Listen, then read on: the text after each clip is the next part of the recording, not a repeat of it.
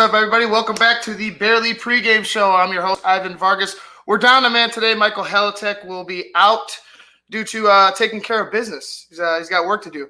So, but don't worry, we got a special guest host.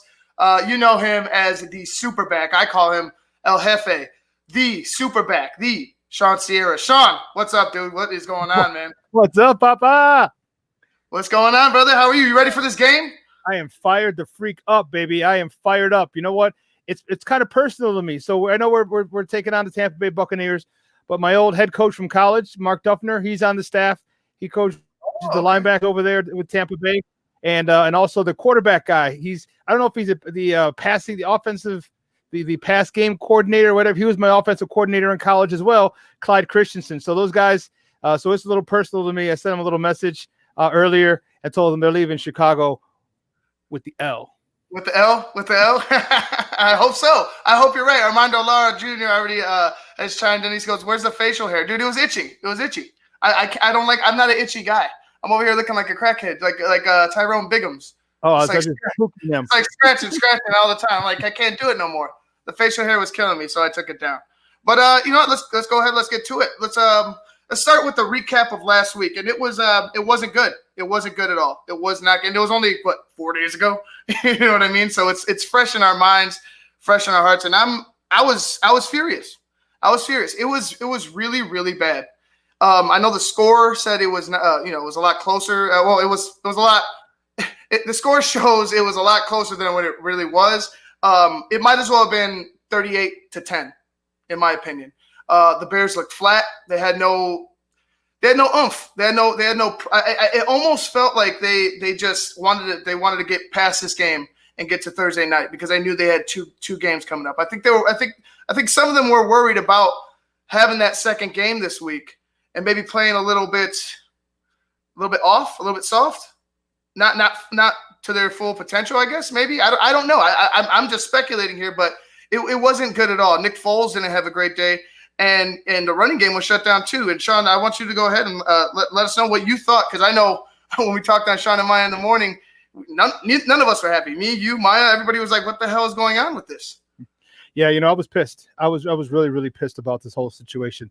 Matt Nagy, and this is why I'm not high on Matt Nagy at all. He just doesn't put his players in position to be successful. He doesn't utilize players to the best of their ability, and he's done that since year one. He got here, refusal to use Jordan Howard. Okay, he's done that recently with Javon Williams, refusing to use him in the red zone when that's what he did great at University of Georgia. Okay, where he can just go up and get it. The guy's 6'4", 6'3", 6'4" with a 37-inch vertical. Okay, I've told you how to isolate him. Put him on the outside. Put Andre Miller or Miller on the inside. Have Miller run at the safety if it's a single high safety, and just throw a jump ball. I'll take my chances with a 6'3" guy who with a 37-inch vertical over a 5'9" corner any day. Okay, so his reluctancy to move Mitch in and out of the pocket, to keep a moving pocket the last 2 years has really, that was the straw that broke the camel's back. And so I'm not a big fan of Nagy. One of the biggest things, my biggest criticisms of last week is, what the freak are you doing having Cordell Patterson run a 3rd down and 1? Okay, give me a running back with running back instincts. I need a yard. Okay, they know we need a yard. Okay, so they're going to do whatever they need to do. They're going to stack the line. They're going to run blitz. They're going to give me a running back who's used to this, not a running back who runs tall on 3rd and 1. Okay, these are the type of situations and decisions that Matt Nagy makes that pisses me off and pisses off tons of Bear fans. He's got to do a better job, and you know what? And he's just too damn stubborn in my book to do that. And you know what? He's got to give up the play calling, but he's not going to. Shawn, I said it. Was it yesterday? No, yeah, it was yesterday. I said it yesterday. He's too emotionally involved in the play calling. They're his plays. This is his baby. He's the head coach. I could understand, that pride in you that's like, we're going to do it my way because be you and don't break from who you are. But sometimes you got to adjust to be better. You know what I'm saying? Like, you have to make an adjustment for not only you, but for the better sake of your team. It's hard to pass the ball when you have no running game, right? And Nick Foles struggled last week. He had 249 yards, but that was in garbage time. I felt like even the touchdown was in garbage time. An interception, a 76.4 rating. Although the interception hit Anthony Miller in the hands, and that has to be caught. I don't care. It has to be caught. That changes the game if that's caught. You know what I mean? Because that interception came prior to the touchdown pass. So we're talking about more points here. We're talking about points that don't exist. Exactly. But like I said, it's hard to pass the ball when you can't run the football. David Montgomery, 10 carries, 27 yards, 2.7 yards per carry. Shawn, me and you, we played running back, in our lives before. We played a lot longer than I have, but we both know the position. When you have a guy like Cordero Patterson, right? And I understand David Montgomery didn't have a big game. When you got a guy like Cordero Patterson who wants to bounce outside, he's a receiver. He could run it in space. Don't get me wrong. He's a big guy that can run in space and can punish you. But when you have a running back's mentality, what is the first? Get the yards. You get the yards, especially in a situation where the yard is in front of you. Get the yard. And Cordero Patterson isn't a running back. He doesn't have that running back mentality, so his idea is to bounce. David Montgomery in that situation, I think he might pick up the yards. I think he might dance a little bit, but who knows? You got to give him a chance. He's more athletic at the running back position than I would say Cordero Patterson. Cordero Patterson's a one-cut go guy.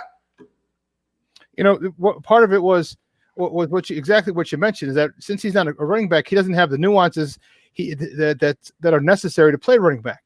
And one of the things that there are 2 or 3 plays that he just made a bad move. He bounced it out when the thing is, you follow the ass of your blocker. Okay. Mm-hmm. There was one time where the alley was to the inside or to the left of his blocker. He tried to bounce it outside, get to the sideline. You can't do that. On another 3rd and 1 or a counter play, he cuts back and he bounces outside. The guy kicks out the end. And if he just cuts right up inside there, he's got a good 5'10", maybe more, because of his size and strength. Those are the things that I'm talking about that you can't have when you have a guy playing running back. I understand he's gimmicky, he's multi-talented, he could do a lot of things, but damn it, give David Montgomery 25 carries. Okay, give that joker 25 carries. Let him do his thing, because David Montgomery he follows his blocks. See, here's the thing, and here's the one thing is I'm very similar. I didn't have breakaway speed. I had 4.5 speed. 4.5, 7. Okay. 4.5 speed. Okay. So I wasn't a burner. I wasn't a home run guy unless 40 yards in, you're not catching me. Okay. But one of the things so when you don't have that speed, what you do is you need to make up for it in other ways. And vision's a huge part of it. Vision's one of the ways you make up for it. So you get as many yards as you can, because chances are you're not going to break it. And David Montgomery has the vision. He has the ability to stop, to jump cut on a dime and leave change. Okay. And get in the hole when he needs to get in the hole, get small when he needs to get small. Okay. What did, God rest his soul, Gale Sayers, give me 18 inches of daylight is all he needs. And that's similar to David Montgomery. Get him just a crease, and he's in there, he's out of there, and he's on to the next level. So give me that when you need certain yards, just give him 25 carries. I don't know what the big thing is, why today's NFL does not give people running backs. There's no bell cow. Right, but you know what? My problem is that this Bears offensive line, where's the pride? Where's the pride in this Bears offensive line? They were getting blown back, Shawn, and I mean blown. It was the middle of the D, the Cody Whitehair, James Daniels. It wasn't just the tackles. It was the interior of that line getting blown back 4 to 5 yards back deep. There was no chance to run the football if defensive linemen are in the backfield when you take your first 2-3 steps. There's no chance. There's no chance to get a rhythm. There's no chance for the play action to work. It's pretty much bottled up at that point, and it didn't look like they were tough. It didn't look like they were tough enough, Shawn. They got beat up. They got slapped in the face in Soldier Field. Well, they got punched in the mouth, and they didn't respond. They got punched in the mouth, and they didn't respond. And that's the thing. When you have a good defensive front, and Indianapolis has a really good defensive front. Those are the games that offensive linemen get up for. You don't want to go up against guys you can move. Okay, you want to go up against guys who are talented. You want to go up against number 1 defenses, top 5, top 10 defenses. Those are the ones that you want to go up against, because now those are your litmus tests. Those will tell you exactly who you are as an individual and as an offensive line. And not last week, 4 days ago, they failed. You could tell they were soft. You could tell the communication was bad. You could tell they had no desire. If you're a defensive player, and as a defensive coordinator, I was a D coordinator for a long time when I was coaching. Okay, I would tell my guys, you live 1 yard in the backfield, my D line. If you live 1 yard in the backfield, we'll win the game. Guess what? Indianapolis was living 3 and 4 yards in the backfield, and it was ridiculous that sometimes they almost had the handoff a couple of times with David Montgomery, where he literally had a jump cut as he was getting the ball handed off to him. So that offensive line needs a gut check. You only had 4 days to kind of put that out of your mind and refocus. They need a gut check. They need to realize, okay, this game is won in the trenches. I don't give a damn who's at quarterback. If they don't block, this game is going to be over quickly because we know TB12, Tom Terrific over there, he can put up points in a heartbeat, averaging over 30 points a game. And speaking of TB12, they come in today. So that switch, that flip better happen soon because you're going to get your ass kicked again if you're not ready for today. Tom Brady last week, 369 yards, 5 touchdown passes, 1 interception, a 117 QB rating. And they were down in the game. They were down at halftime or right going into the half, I believe. And he led them back, 5 touchdown passes. If the Bears aren't prepared on defense, they're going to get smacked in the face. And I felt like the defensive line needs a little bit of too because they were getting beat up just as well as the offensive line was. I think they need to refocus and they need to really get nasty. They need to figure out who they really want to be on defense as well as on offense. There's so much. If the Bears can get a lead, this defense is so much different. Bears haven't played with a lead much this season. Okay, you give this defense a lead, and then all of a sudden the play calling is different. Okay, I need Chuck Pagano to come out of his shell a little bit, even if we're down 3-0, if we're down 10-0, I don't care. I need him to play as if we're up 10, as if we're up 20. I need him to come. I need him to bring pressure. You have a quarterback who is not mobile. Okay. You have, I get the fact that he is the greatest quarterback of all time, but he's not mobile. He's 43 years old. His ability to buy time in the pocket is pretty good. So you need to collapse the pocket. So here's where the Eddie Goldmans, who opted out, here's where he plays a big part, and here's where Akeem Hicks plays a big part.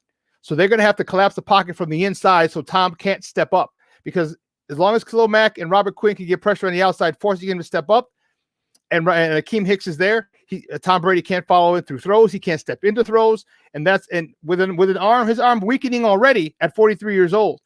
Okay, if you can do that, he's not going to be able to hit a lot of passes. He's already limited in the number of passes he can hit.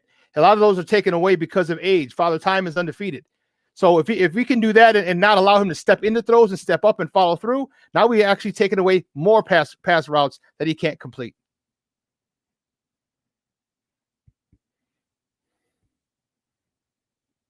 You're muted. Sorry about that. Speaking of taking away threats from Tom Brady, the injured list: Chris Godwin, LaShawn McCoy, Justin Watson, and Leonard Fournette. Well, those first 3 are out, and Leonard Fournette is doubtful. But that would be huge even if one didn't play. It's huge. So I hope the Bears. Well, go ahead. If you don't have all those weapons, and even if Leonard Fournette plays, he's not going to beat 100%. So you need to pound him. You need to pound him. Okay, that's the best way to get at a guy who's not 100%. Beat him up. Is beat the hell out of him. And they need to introduce himself. You know who needs to introduce himself to Leonard Fournette? That's Danny Trevathan. Danny Trevathan needs to do that on a regular basis to get Danny Trevathan needs to wake up. Get his mind back right. To playing to the football that we've seen him play for the last few years, lead his defense. Although it's transitioning to Roquan Smith, but that doesn't mean that his level of play can decline because Roquan Smith is taking over. Roquan Smith is just out of this world right now, and he's all over the God blessed field, and I love it. But that doesn't mean that, again, that Danny Trevathan's play should decline. Yeah, and you know what, Danny, it's hard because we like Danny. We like Danny's play. We like him as a leader. But the past couple weeks, so far this season, hopefully it's just rust and getting acclimated to actually playing football and football speed again.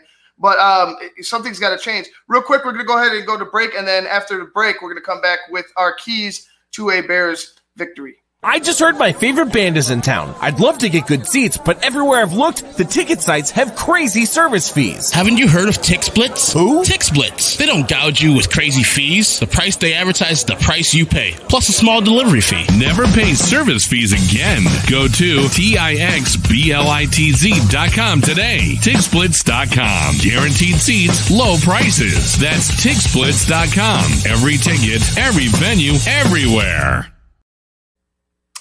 All right, guys, welcome back to the Barely pregame show. Here's a real quick history corner. Did you know that in 1985, the Bears are trailing Tampa Bay 28-17 at the half? Well, I'm sure, Shawn, you know. They're trailing Tampa Bay 28-17 at the half, and they came storming back to score to win the game 38-28 back in 1985. Shawn, do you remember that game at all? I vaguely remember it. Yes. Yeah, I mean, was it the creamsicles? They had the creamsicles on. I really like those jerseys. I mean, I hope they're not wearing them today at Soldier Field, but I really like those jerseys. But anyway, let's go ahead. Go ahead, Shawn. No, I did too. Those might be one of my favorite jerseys. They were so hideous. I loved them. They're so ugly. They were great. Yep. All right, we're gonna go ahead and get into the keys of the game, Shawn. You had 3 and I got 3, but I want you to start it off. I feel like this is a turning point in the Bears season. We've been through a quarter of the season, 4 games in.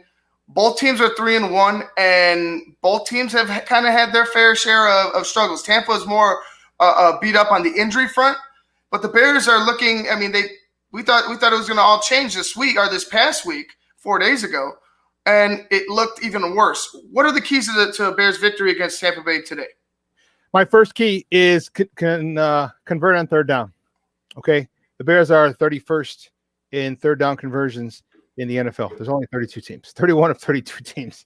That's horrible. Okay, so here's what you need to do to convert on third down. Stop the God-blessed gimmick plays. Stop those stupid-ass gimmick plays, okay, with a double, triple reverse, and it's 3rd and 1.5. Stop that nonsense. Okay, use David Montgomery. That's the second part of the first key. Use David Montgomery. He's a running back with running back instincts who runs hard, who can get you that yard, a yard and a half, or even 2.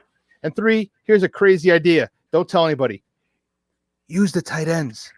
Use the tight ends. Use Jimmy Graham. Jimmy Graham has been a phenomenal signing. You know what? Use Cole Kmet. Get Cole Kmet involved in this offense, man. You drafted him high. This guy is like a full service tight end who can block, who can catch. Use him in the offense. Get him involved in this offense. That's my first key to the game. The second key to the game: pressure TB12. You got to pressure Tom Brady. You got to pressure him. One, you got to take his eyes off the downfield.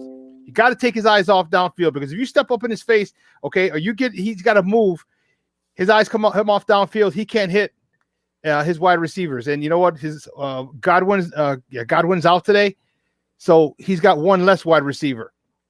Mike Evans is the guy he's going to be looking to. If you can get him off his spot and get him to move and put pressure on him, he feels the heat. His eyes come off the field. He moves his spot, and he will throw interceptions. He's thrown 4 interceptions in 4 games. Okay, so he's due for 1, maybe 2. That's my second point. And the third point: big plays. Big plays. Take advantage of the big plays when they present themselves. You know what? I was on Khalil Mack for dropping that interception. You can't do that, Papa. You're getting paid too much money for that. You can't do that. We need that interception. That's a game changer. Roquan Smith, you got to be aware of where you're at on the field. Okay, you have to. But also by that, I mean, you got to win the turnover battle with big plays. Okay, you can't no more dropped interceptions, and don't negate any big plays, sacks, penalty, or sacks, picks, fumble recoveries, touchdowns with stupid penalties. If you do that, it's gonna be a long day for the Bears, because you know what? That just sucks the life out of you when you have a big play. If it's a turnover, what happened 2 weeks ago when 2 weeks ago when Eddie Jackson picked it off, pick 6? What happened? It came back because of a penalty. We can't have that, because again, Tom Brady will throw interceptions. Mm-hmm. Okay, we can't just give him extra downs and say, "Oh, you know what? Roughing the passer, or illegal contact, or defensive holding, pass interference, whatever." We just can't do that. We got to play a nice, clean game. Okay, and Tom Brady is not the guy you give extra downs to. No, not at all. And you know what? It's funny, because I felt like we missed out on some big key plays. Especially downfield to Mooney a couple times. Over the middle, the Anthony Miller drop interception. But it was just so close. But the lack of execution, I guess, was just so bad all throughout every phase of the game that it was very hard to watch, and it made you upset as a Bears fan. Well, we'll go to my keys to the game. My first one would be, the Bears got to stop the run. The Bears got to stop the run. The Bears have looked terrible. And we all know that, Eddie Goldman is missing. We all know they're missing that big body run stopper in the middle. But, and I want to say, I'll rather say the Bears need to look in the mirror and say, hey, we got to figure out a way to stop this guy. Chuck Pagano needs to say, hey, I got to figure out a way to stop this running game by any means necessary, because right now the running game, especially when I pointed it out, like I think last week, we got gouged by 2 old running backs. You know what I'm saying? We got gouged by 2 old running backs, a rookie running back, and a guy that to be a player to be named later. You know what I'm saying? And Wilkins, he's a good player, but he's not a threat. He's not a guy that you're gonna be like, oh man, we're scared of Wilkins. He's not that guy, and he ran all over you. So my first key is the Bears must stop the running attack of the Tampa Bay Buccaneers. Number 2, I'm going to go right to that offensive line. Why is this on there like that? It's making me upset. All right, number 2, offensive line needs to dig deep. They got embarrassed. They were embarrassed. There was too many times I've seen the tackles on their back, the center on his back, the guards on their back. No pride. Find some pride. Find some anger. Find some aggression. And take that out there, because you got punched in the face. You got punched in the face and you didn't respond at any point in that game. And now you have a chance to. Honestly, I would say it could be a blessing and a curse that we lost that game, because maybe the Bears could find out, just what type of players they are, which leads me to my third key to the game. Find out what team you are. Find out what kind of team you are. Who are you? Who are you? This team didn't have an identity last season. This team is barely scraping an identity this season. We still don't know who the hell they are. Find out who you are. This game, like I said before, it's a gut check game. It's a who the hell are you game. What season do you want to have from here on out type of game? And like I said, it sets the tone for this next quarter of the season. The Bears need to dig deep. They were embarrassed. It was embarrassing, Shawn. It wasn't even close. And it was extremely embarrassing and frustrating as a Bear fan and as a former player and coach. You see it. Cody Whitehair had a horrible game. Cody Whitehair he lost leverage damn near every play. He was underneath people. He was standing up, because once you get underneath him and your pad level is lower than the guy across from you, you win. Mm-hmm. And Cody Whitehair was standing up all day long. You can't move anybody when their pad level is lower than yours. So he's got to make sure that he's got to have low pad level. And like you said, Ivan, it's about pride. Look at perfect. Armando Lara definitely didn't have pride. It's about pride. It's about me instilling my will onto you as a defensive lineman. Okay, I'm going to move you, and you can't do a damn thing about it. And that's what they need to have. They need to dig deep. They need to, and Juan Castillo apparently is a guy who prides himself on getting his offensive line nasty. Well, they weren't nasty last week. They weren't nasty. They got to get that back today. And if they get it back today, and they can start running the ball, if Nagy sticks with the run, if they start running the ball, then it's a really good sign for the Bears. I need them to go. I need them to get going downhill. I really need them to get going downhill. You can't run up the middle, right? So David Montgomery, I'm going to go back to 4 days ago. You were getting clogged up in the middle, and he had to bounce. But I would like for you to run. You're going middle, and then all of a sudden you want to kick it out off tackle or something like. I like changing up where I'm attacking you with the run game, and you can't do that because your tackles are getting destroyed. The middle, the center of your line is getting pushed back. Damn near into. If the quarterback was under center, it'd be into your quarterback. You know what I'm saying? Like, you were getting demolished, and you need to have that, because if you can establish some type of running game, we thought it was coming to fruition the first 3 weeks, but then all of a sudden week 4 came and you got smacked down and brought back down to reality. They need to find a way to get the running game going. They need to find a way to muster up some type of pride, some type of aggression, and go in there against Tampa Bay. This is a game where it's the bounce back game, and here's a game where you need to come out. If you get the ball, you need to score in your first drive. You need a good 6 to 8 play drive, maybe a 10 play drive, a good mix of pass and run. Get down, score a touchdown, and guess what? Now we're playing with the lead. Okay, now we're playing with the lead. Now the defense can come. Even if they give up a touchdown, guess what? We're tied. But now Chuck Pagano can unleash them dogs. Them dogs have been asked to be unleashed since last year. Okay, but he couldn't do it because he didn't have an offense that could get you points. Now we have a quarterback who we think can get his points, although he didn't do it last week. He's going to have to step his game up as well, because if he's able to go toe for toe and blow for blow, touchdown for touchdown, then you know what? This defense is going to really just pin its ears back because they know they got help on the offensive side. No doubt. I don't disagree. All right, let's go ahead and get to our picks, huh? We always end up with the picks at the end of the show. I've been picking high with the Bears offense. I went a little lower this week, just a tad bit lower. But first, we're going to go ahead and give you guys Michael's prediction. Mike predicted the Bears winning 31-24 over the Bucs. I mean, I could see that, but I could also see your pick, Shawn. And go ahead, tell everybody your pick. I don't have as much faith in the Bears. I don't have as much faith in Matt Nagy, his play calling. I picked the Tampa Bay Buccaneers to beat the Bears 28-17. And if I'm wrong, believe you me, I will be happy as a pig and slop to be wrong. But I just don't see Matt Nagy doing the things necessary to stop TB12.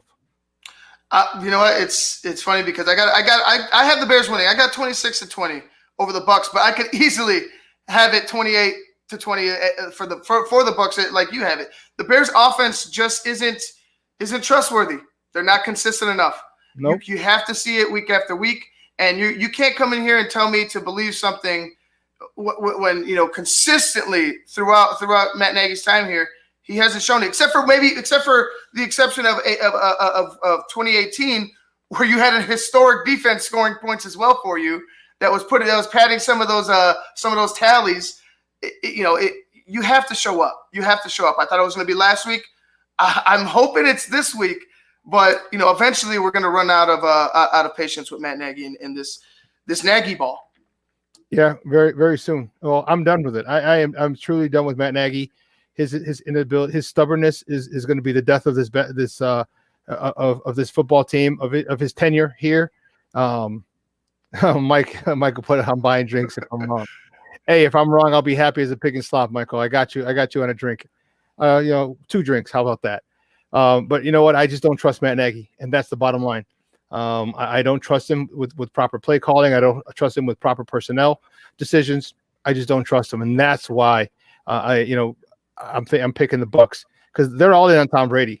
They know what their quarterback can do, and they ask him to do that and only that. They're not asking him to run. They're not asking. Right. They're asking him to do what he does best, and that's what Matt Nagy doesn't do for a lot of his players. And again, that's why I think the Bucs 28-17. It makes perfect sense. Like I said, I hope you're wrong, because I'll take a drink too. If you're wrong. But all right, guys, that's it for us here at the Barely Pregame Show. I'm Ivan Vargas. Filling in for Michael Halatek is the Superback, Shawn Sierra, or as I like to call him, El Jefe, Shawn Sierra.